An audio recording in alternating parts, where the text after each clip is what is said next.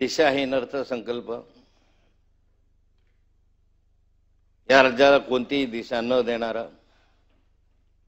गोंधळलेल्या मनस्थितीत मांडलेला अर्थसंकल्प, नेमकं काय सांगायचंय काय करायचंय या राज्याला कुठल्या दिशेने न्यायचं हे न सांगणारा अर्थसंकल्प. आणि मला असं वाटतं की या राज्याची रचना 1960 ला झाली. आज 64 वर्ष होऊन गेले. 65व्या वर्षामध्ये आपण पदार्पण करतोय. या 65 वर्षामध्ये पहिल्यांदा या राज्यामधला अर्थसंकल्प हा 45,128 कोटी रुपयाच्या तुटीचा आला. सभापती महोदय, गेल्या अनेक वर्ष या विधान भवनामध्ये काम करण्याची संधी मला मिळाली. फार 85 साली 80 साली अशी स्थिती होती की 100 कोटी मायनस जरी झालो आपण तर अख्ख्या महाराष्ट्रभर अग्रलेख लिहिले जायचे की राज्याचा अर्थसंकल्प हा मायनस मध्ये आहे, तुटीमध्ये आहे. टीका व्हायची, टिप्पणी व्हायची, काय चाललंय या राज्यामध्ये. मागच्या वर्षी हा अर्थसंकल्प 675 कोटी रुपये तुटीचा होता आणि एका वर्षामध्ये 45,000 कोटी रुपयाचा तुटीचा अर्थसंकल्प. आणि राज्य विकासाच्या दृष्टीने चाललाय. मी माननीय मंत्री महोदयांना विचारू इच्छितो, 45,000 कोटी रुपयाची तूट आपण कुठून भरून काढणार आहात. एका वर्षभरामध्ये 45,000 कोटीची तूट भरण्यासाठी किती कर तुम्हाला लावावे लागतील, किती उत्पन्नाचे साधनं तुम्हाला शोधावे लागतील. पुढच्या वर्षीचा अर्थसंकल्प हा 50 कोटीचा जाईल, 50,000 कोटीपर्यंत तुटीचा जाईल. राज्य आज आर्थिक दिवाळखोरीमध्ये आहे.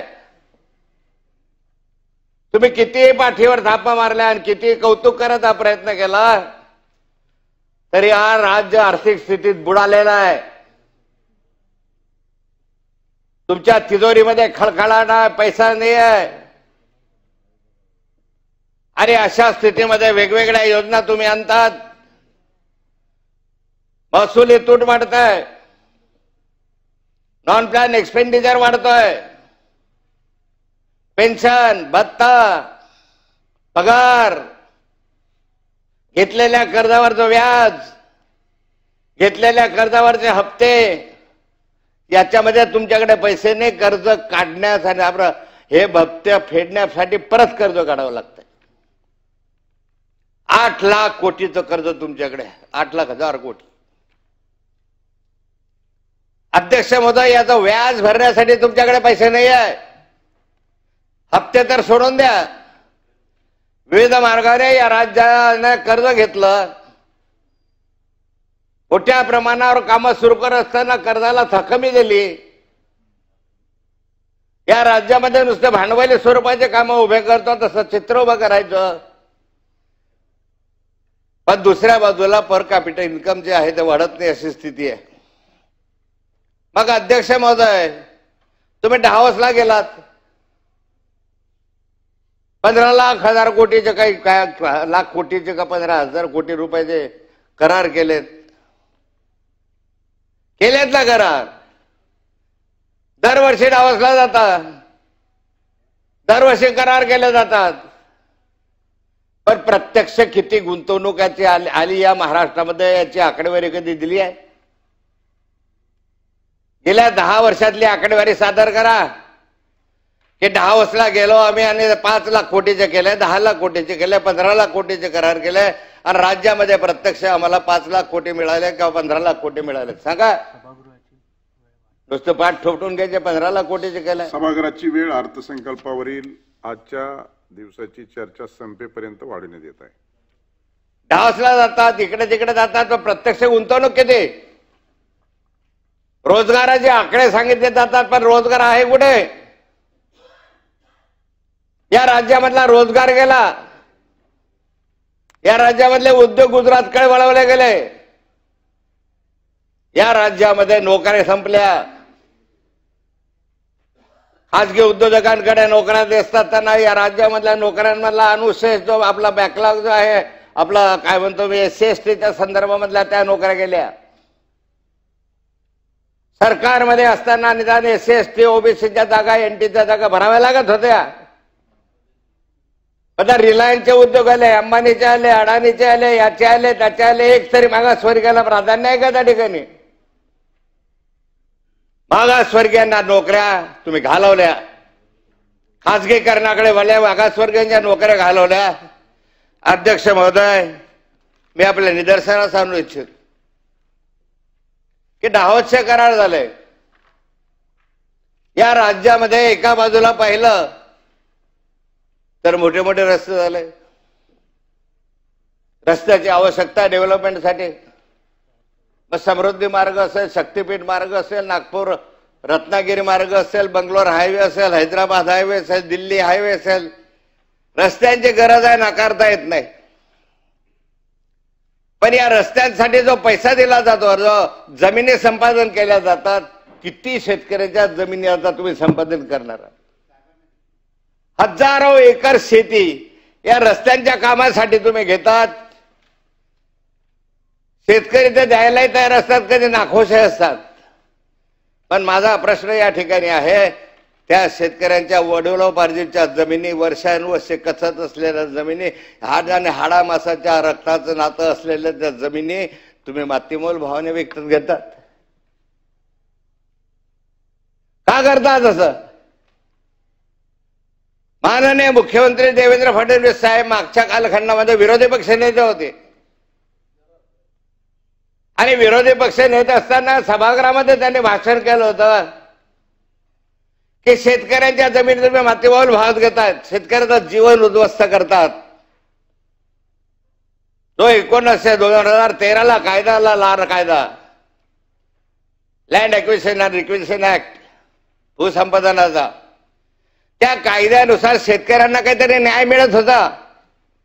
एक 4.5 पट रेडी रेकनरच्या किंवा बाजार मूल्याच्या किंमतीनं त्याला पैसे मिळत होते. देवेंद्र फडणवीस साहेबांनी त्या कालखंडामध्ये सरकारच्या हे निदर्शनास आणून दिलं होतं की बाबा रे, हा कायदा तुम्ही रद्द का केला? उद्धवजींना विचारत होते प्रश्न. उद्धवजींच्या कालखंडामध्ये निम्म्यावर किमती आणल्या. त्या कालखंडामध्ये 4.5 पटीनं रक्कम मिळत होती सरकारला जमिनी द्यायला. कधी कधी शेतकरी स्वतःहून तयार व्हायचा की हो मला पैसा मिळतोय, 10 लाखाच्या ऐवजी 50 लाख माझ्या पदरामध्ये जर जमिनीची किंमत मिळत असेल तर कधी कधी स्वतःहून शेतकरी त्या ठिकाणी समोर येत होता. पण आता काय केलं? 10 लाखाहून 20 लाख रुपये देतात. कशासाठी त्या शेतकऱ्यांना? माझा प्रश्न नव्हता, हा माननीय देवेंद्रजींचा प्रश्न होता. मी आज त्यांना विचारतोय की तुम्ही राज्याचे मुख्यमंत्री आहात, तुम्हाला एवढ्या मोठ्या जमिनी घ्यायच्या आहात तर त्या शेतकऱ्यांना का मारतात? का त्याचं जीवन उद्ध्वस्त करतात? तुम्हाला कोणी अधिकार दिला या ठिकाणी? एका ठिकाणी समृद्धी मार्ग तुमचा लाडका मार्ग आहे, एका ठिकाणी शक्तीपीठासाठी तुम्ही प्रयत्न करतात, त्यासाठी वेगळे भाव देणार आणि मुक्ताईनं करून जाणारा माझ्या शेतामधनं जाणारा जमीन जो इंदोरवरून आपला हैदराबादकडे जातो राजमार्ग, त्याला 5 लाख रुपये 10 लाख रुपये एकरान जमिनी देणार. घेणार तुम्ही? 10 लाख रुपये एकर नगरपालिका क्षेत्रातल्या जमिनी. अरे एक प्लॉट येत नाही 10 लाखामध्ये. एक प्लॉट घ्यायला गेलो नगरपालिका क्षेत्रात येत नाही. आता तुम्ही आम्हाला म्हणता 10 लाख रुपये एकर द्या, त्याच्या दुप्पट तुम्हाला पैसे देऊ, 20 लाख रुपये एकर देऊ. अरे 70 लाख आणि 1 कोटी रुपये एका हेक्टरचे, एका एकरची जमीन विकत घेतली जाते आज तिथे. 1 कोटी एकर जमिनीचे भाव त्या शहरी भागात आहे 70 लाख 60 लाख रुपये एकर. कमी जमिनी नाही आणि तुम्ही आम्हाला 20 लाख रुपये एकर जमिनीचे पैसा भाव देतात. का जमिनी द्या तुम्हाला? तुमचे मार्ग व्हावे म्हणून. अरे राष्ट्रीय योगदान द्यायला आम्ही तयार आहोत, पण कशाला त्याला फाशी लावतात? मी मंत्री महोदयांना विनंती करणार आहे, या निमित्ताने मुख्यमंत्री महोदयांना विनंती करणार आहे की जमिनी घ्यायच्या असतील जरूर घ्या, पण त्या जमिनीचं मूल्य इतकं कमी नका देऊ की त्याला आत्महत्या करावी लागेल. पूर्वीच्या कायद्यानुसार द्या. ठेकेदारांचे पोट भरण्यासाठी कामं करतात, शेतकऱ्याला दुसऱ्या दिवशी मारतात. अध्यक्ष महोदय, कामं कुठे होत आहेत?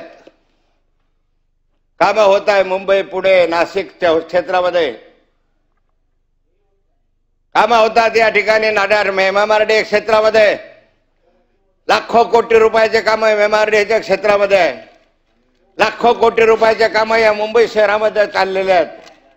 कुठे मेट्रोचे कामं असतील, कुठे रेल्वेचे कामं असतील, कुठे भुयारी मार्गाचे असतील. गरज आहे, विकासाच्या दृष्टीने गरज आहे, मी नाही म्हणत नाही. पण अध्यक्ष महोदय, MMRDAच्या क्षेत्रामध्ये 10 लाख कोटीचे टेंडर दिलेले आहे. एकट्या MMRDAच्या क्षेत्रात 10 लाख कोटीचे टेंडर दिले आणि या ठिकाणी शहरांच्या पायाभूत सुविधांचे मोठ्या प्रमाणावर तुम्ही व्यवस्था करतात. मुंबई महानगर प्रवेशाची हद्द तुम्ही पालघरपर्यंत वाढवून घेतली, रायगडपर्यंत वाढवली. मोठ्या प्रमाणावर कर्ज काढून या क्षेत्रात पायाभूत सुविधांसाठी तुम्ही टेंडर काढले. माझा प्रश्न या ठिकाणी अध्यक्ष महोदय की या पायाभूत सुविधांसाठी मोठ्या प्रमाणावर कर्ज काढून तुम्ही टेंडर काढले.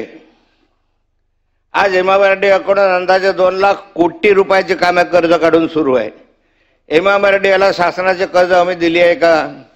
स्पेशल पर्पज व्हेकल्स SPV काढून ग्रामीण जनतेचा पैसा MSRDC बोलवला जाते वगैरे. खूप लिहिण्यासारखं, वाचण्यासारखं. माझा प्रश्न एवढाच आहे या संदर्भामध्ये की हा सारा पैसा MMRDA क्षेत्रात वळवला जातो. कुठे नाशिकला मेट्रो आणा, कुठे पुण्याला मेट्रो करा, कुठे मुंबईला करा, मुंबईचे मेट्रो नवी मुंबईपर्यंत हलवा.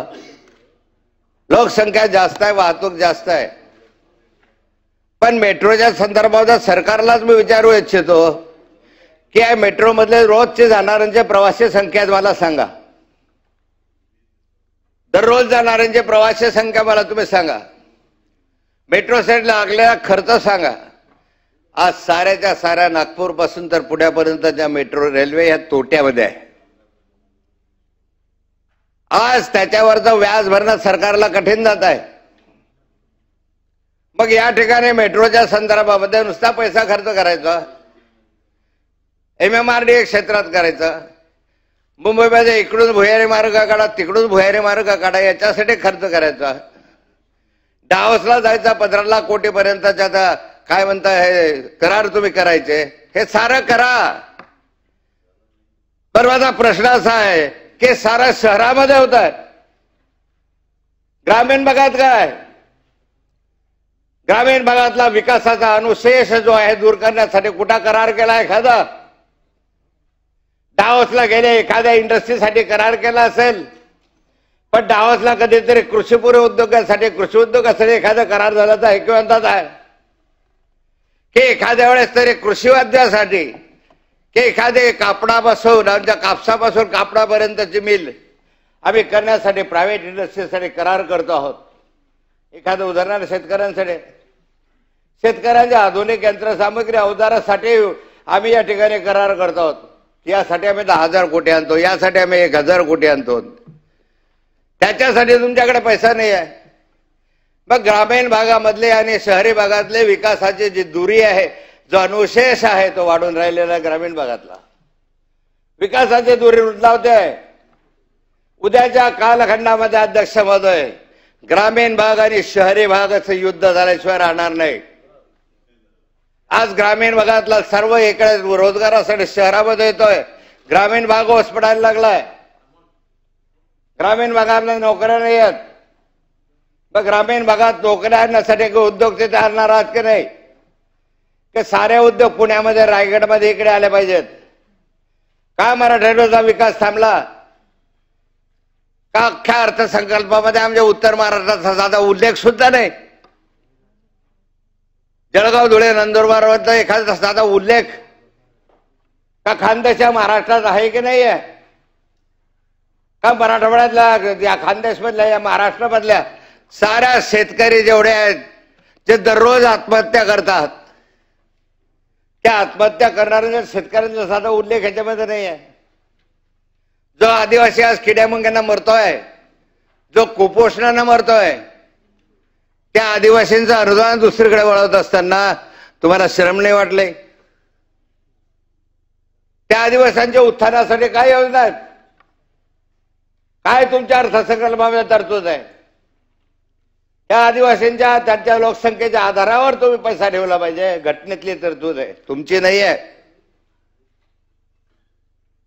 ज्या मागासवर्गीयांच्यासाठी 13% तुम्ही आरक्षित ठेवलंच पाहिजे, हे घटनेमधली तरतूद आहे. त्यांची लोकसंख्या 13%. लोकसंख्येच्या आधारावर तरतुदी पाहिजे. किती अर्थात तरतुदी आहेत मला सांगा या सभागृहामध्ये? किती योजना सुरू आहेत मला सांगा?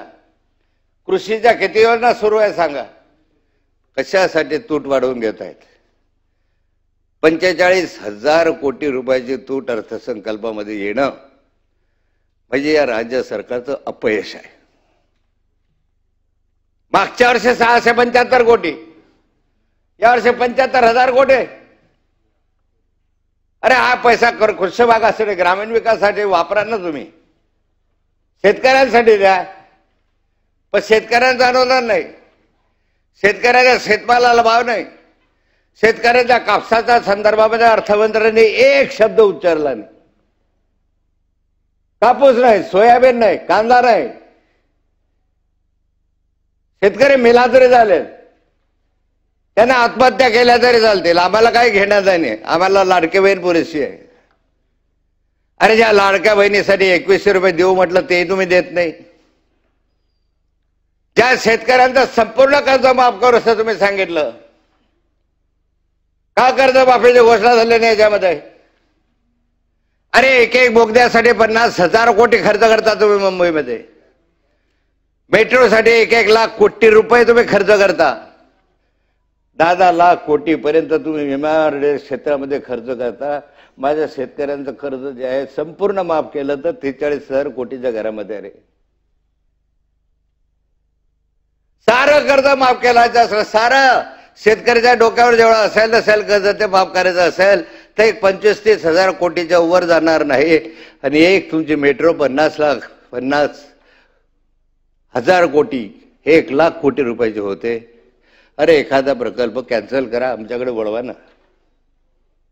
आमच्या शेतकऱ्याचा काही मागत नाही. शेतकरी तुमच्या पोटाला अन्न देतोय, दिवसरात्र परिश्रम करतोय, घाम गाळतोय. अरे त्यानं अन्न नाही घातलं का दगडा खाणार आहे का नोटा खाणार आहात तुम्ही? त्याने जर तुम्हाला अन्न पुरवलं नाही तर तुम्ही काय खाणार आहात? कदा समुद्रातले माती खाणार आहात, वाळू खाणार आहात? अध्यक्ष महोदय, या शेतकऱ्याला सर्वात जास्त दुर्लक्षित केलं असेल तर तुम्ही केला. सर्वात जास्त पापी आहात तुम्ही. याच्यामध्ये लाखो शेतकऱ्यांनी ज्या आत्महत्या केल्या, त्या आत्महत्या केलेल्या विधवांचे शाप तुमच्या पाठीशी लागतील. जरी तुम्ही निवडून येत असलात ना तरी आज त्यांच्या चिल्लपाल्ला जे ओरडता आहे, जे रडताय, ज्या आत्महत्या केलेल्या शेतकऱ्याच्या चिल्लपाल्ला रडताय, त्यांचे शाप तुम्हाला लागतील. किती असा, किती रडा, नुसते काम करायचे, नॉन प्लॅन एक्सपेंडिचर वाढवत राहता. वाढवा. पण प्लॅनला काय पैसा आहे? डीपीडीसीला किती पैसा आहे? प्लॅन मध्ये आज पैसा नाही आहे, डीपीडीसीला आज पैसा नाही आहे. माध्यम डीपीडीसीचा अमाऊंट वाढवा. अरे स्मारक उद्दंड झाले, छत्रपती शिवरायाचे स्मारक झाले, संभाजीराजेंचे झाले, बहिणाबाईचं झालं, साने गुरुजींचं झालं. किती स्मारकांची नावं सांगू? शेकडो स्मारक या महाराष्ट्रामध्ये उभे केले, करोडो रुपये तुम्ही खर्च केले. सन्मान ठेवला पाहिजे, आदर केला पाहिजे. पण हे करत असताना ज्या स्वर्गीय गोपीनाथ मुंडेंच्या संघर्षामुळे तुम्ही आज सत्तेवर आहात, त्या स्वर्गीय गोपीनाथ मुंडेंचं आज गेल्यानंतर आज 25 वर्ष झाले, तुम्ही स्मारक घोषित करून का होत नाहीये? स्वर्गीय गोपीनाथराव मुंडे यांच्या स्मारकासाठी छत्रपती संभाजीराजे नगरमध्ये आम्ही पशुसंवर्धन विभागाची 4 एकर जागा घेतलेली आहे. प्रत्येक अधिवेशनामध्ये विचारतोय, अरे ठीक आहे तुमच्या आणि मुंडे साहेबांचे वैचारिक मतभेद होते, राहतील, गेले. पण इतके स्मारक आठवता आणि त्या नेता ज्याने मराठवाड्याने या महाराष्ट्रामध्ये संघर्ष केला, ज्याने भारतीय जनता पार्टीचा विस्तार केला, मूळ केला, तुमच्यासारखे आज मुख्यमंत्री महोदय, तुमच्यासारखे असंख्य कार्यकर्ते त्यांच्या हातून घडले, त्या स्वर्गीय गोपीनाथराव मुंडेंचं स्मारक तुम्हाला दिसत का नाही? वंजारी समाजाचा होता म्हणून, एक ओबीसी नेता होता म्हणून, का तुमचे त्यांचे वैचारिक मतभेद जमत नव्हते म्हणून? करा. ते नवनवीन स्मारक करत असताना घोषणा करतात पंतप्रधान मोदी साहेबांच्या हस्ते छत्रपती शिवरायाचं स्मारक त्या अरबी समुद्रामध्ये तुम्ही त्याचं भूमिपूजन केलं. काय झालं त्याचं? बहिणाबाई चौधरीचं स्मारक गेले 20 वर्ष झाले तसाच पडून, अर्धवट पडून आहे. जळगावच्या आसोद्यामध्ये त्यांचं जन्मस्थान का पूर्ण करता येत नाही? नुसत्या स्मारकाच्या घोषणा करायच्या, प्रत्यक्ष पैसा द्यायचा नाही. आणि मग त्या ठिकाणी अध्यक्ष महोदय, या ठिकाणी अशा स्वरूपाचं हे जे केलेलं आहे मी मान्य करणार नाही. या ठिकाणी अध्यक्ष महोदय, माझी विनंती राहणार आहे की या ठिकाणी ज्या ठिकाणी ग्रामीण भागातला अनुशेष वाढत आहे, सर्व क्षेत्रातला, तो सिंचनाचा अनुशेष असेल, तो सार्वजनिक बांधकाम विभागाचा असेल, तो शिक्षणाच्या संदर्भामधला असेल, ज्या विविध क्षेत्रामधला अनुशेष आता मोठ्या प्रमाणावर वाढला, हा अनुशेष दूर करण्यासाठी मागच्या कालखंडामध्ये अध्यक्ष महोदय गोडबोले समिती झाली, अन्य समित्या झाल्या, किंमतकार समिती आली, त्यांनी काही अनुशेष वेगळा काढला. पण आता मला सांगा, या अनुशेषानुसार तुमच्या तरतुदी होत आहेत का? अध्यक्ष होता तर वेळच वाढवायचे अर्थसंकल्पावर. 22 मिनिट झाले आपले. 8 वाजता आहे. कन्क्लूड करा ना. मला जो अनुशेष वाढतोय त्याचं काय? एखादी समिती या ठिकाणी अनुशेषाच्या संदर्भामध्ये निर्माण करा. या महाराष्ट्रातल्या मराठवाड्याचा किती अनुशेष आहे, विदर्भाचा किती अनुशेष आहे, खानदेशचा किती अनुशेष आहे, आम्हाला समजू द्या. आणि अनुशेष ज्या ज्या ठिकाणी जास्त आहे तो अनुशेष दूर करण्यासाठी समांतर या. नाहीतर एका बाजूला अनुशेष वाढतोय, आज दुसऱ्या बाजूला विकास वाढत चाललेला आहे. हा रोजगारापासून तर सर्व क्षेत्रातला हे चित्र या महाराष्ट्रासाठी बरोबर नाहीये. या महाराष्ट्रासाठी हे चित्र योग्य नाही. अध्यक्ष महोदय, मला असं वाटतं की या ठिकाणी तुम्ही एक समिती या ठिकाणी कार्यान्वित केली पाहिजे. अध्यक्ष महोदय, कर्जमाफीच्या संदर्भामधला तर निर्णय याच अधिवेशनात व्हावा अशी माझी अपेक्षा, आणि तो होईल जर खरंच सरकार असेल शेतकऱ्यांच्या बाजूला, खरं तुम्हाला शेतकऱ्याची जाण आणि गाणार असेल तर कर्जमाफी करून दाखवा. जाऊ द्यावा एखादा रस्ता. कुठले मार्ग काढत राहतात 1 लाख कोटीचे आणि 50,000 कोटीचे. खरं आमच्या शेतकऱ्यांचं कर्जमाफ, अरे आयुष्यभर ऋणी राहू तुमचे. पण या ठिकाणी अध्यक्ष सदाभाऊ तुम्ही करा. आणि म्हणून माझा प्रश्न असा आहे अध्यक्ष महोदय, हे सारं करत असताना मेट्रोचं जाळं झालं, मिनी रेल्वे काढली, काय काढली, ह्या किती नुकसानीमध्ये आहे ते सांगा. किती कर्ज यांच्यासाठी काढलाय, किती यांच्या काढसाठी काढलेल्या कर्जावर तुम्ही व्याज भरतात. अरे त्या व्याजापोटी सुद्धा तुम्ही ठरवलं जेवढं व्याज तेवढं भरतात, तेवढं माझ्या शेतकऱ्यांचं कर्ज आहे रे. का नाही होते? म्हणून अध्यक्ष महोदय, अनुशेष दूर करण्यासाठी प्रयत्न करा. आदिवासींच्या कुपोषणासाठी प्रयत्न करा. मागासवर्गीयांच्या कल्याणासाठी करा. मागासवर्गीयांच्या शिष्यवृत्त्या दिल्याने, आदिवासींच्या शिष्यवृत्त्या दिल्याने 8 महिने झाले, 10 महिने संजय गांधी वृद्ध योजना बंद आहे. गोपीनाथ मुंडे शेतकरी आत्महत्या योजना, त्या ठिकाणी त्याला लाभ द्यायचा ते बंद आहे. अनेक योजना बंद झाल्या, अनेक योजनांमध्ये लाभ नाही आहे. दुरुस्तीला पैसे नाही आहे, रस्ते दुरुस्तीला पैसे नाही आहे. मोठे मोठे हायवे तयार होतात, ग्रामीण भागातले रस्ते ओस पडतात, अशी स्थिती आहे. शिक्षणाची व्यवस्था कोलमडत चाललेली आहे. म्हणून अध्यक्ष महोदय, माझी विनंती राहणार आहे संदर्भामध्ये की सरकारने लक्ष द्यावं. कसा अर्थसंकल्प आहे ज्याची पाठ थोपटून घेतात, उत्तर द्यावेत माझ्या प्रश्नांचे. अनेक विषय बोलता येण्यासारखं आहे, शहरापासून ग्रामीण भागापर्यंत. पण सर्वात गेल्या अनेक वर्षामध्ये सर्वात जर दिशाहीन हा असा अर्थसंकल्प जो कुणाच्याही कामाचा नाही, कुणी स्वागत केलं नाही आता तुमच्याशिवाय, अशा अर्थसंकल्पाचं मी स्वागत करावं असं मला वाटत नाही. मी याच्या संदर्भामध्ये विरोध करतो आणि माझे 2 शब्द संपवतो. जय हिंद, जय महाराष्ट्र.